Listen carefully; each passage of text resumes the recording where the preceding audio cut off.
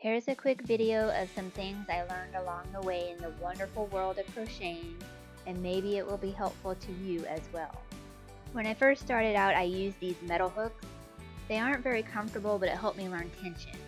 I can't stand loose crochet stitches, it doesn't look good, and these hooks by Susan Bates grip the yarn very well because it has a deep groove, preventing the yarn from slipping off during the learning process.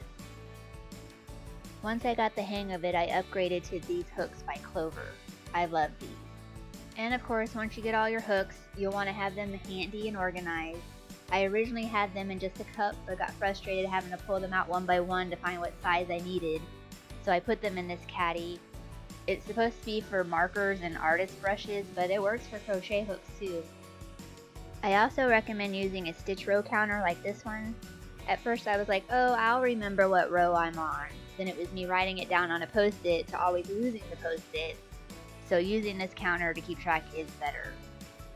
Next up are stitch markers. I've seen a lot of tutorials recommending paper clips or yarn scraps to mark your place, but these stitch markers, also by Clover, work the best for me. They clip, they don't fall out or snag, I like them. And then we have the yarn stash. Every color you can possibly think of, because you never know what project you're going to start next. It saves time by not having to go to the store all the time because I already have all the colors. The only downside is if you start up a big project and you run out of the color, the store might not have the same lot color the next time you go and it won't match to what you have, and the color difference can be very noticeable. So make sure you have enough of the color on hand before you start your project. This yarn winder is very helpful as well. Once your skein of yarn starts getting low, it can start tangling and being annoying. So I'll wind it on this and it's back to a workable shape again. Now for actually learning how to crochet.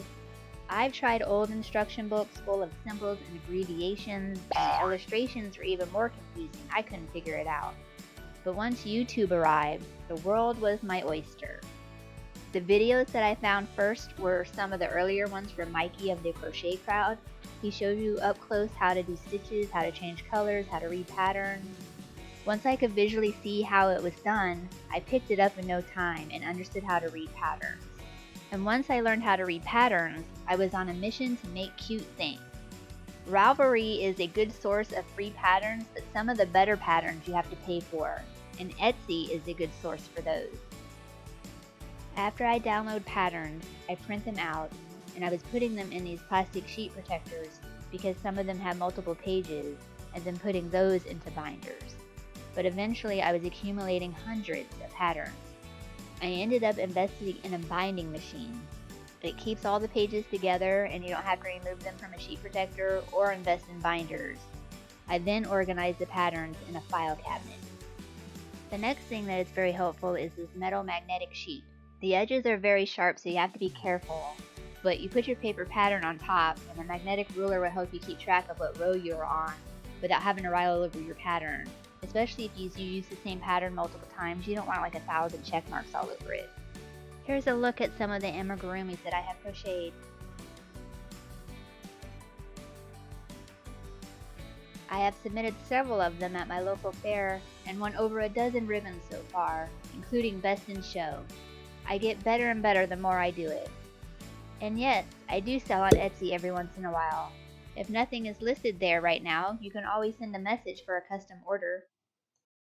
Okay, bye!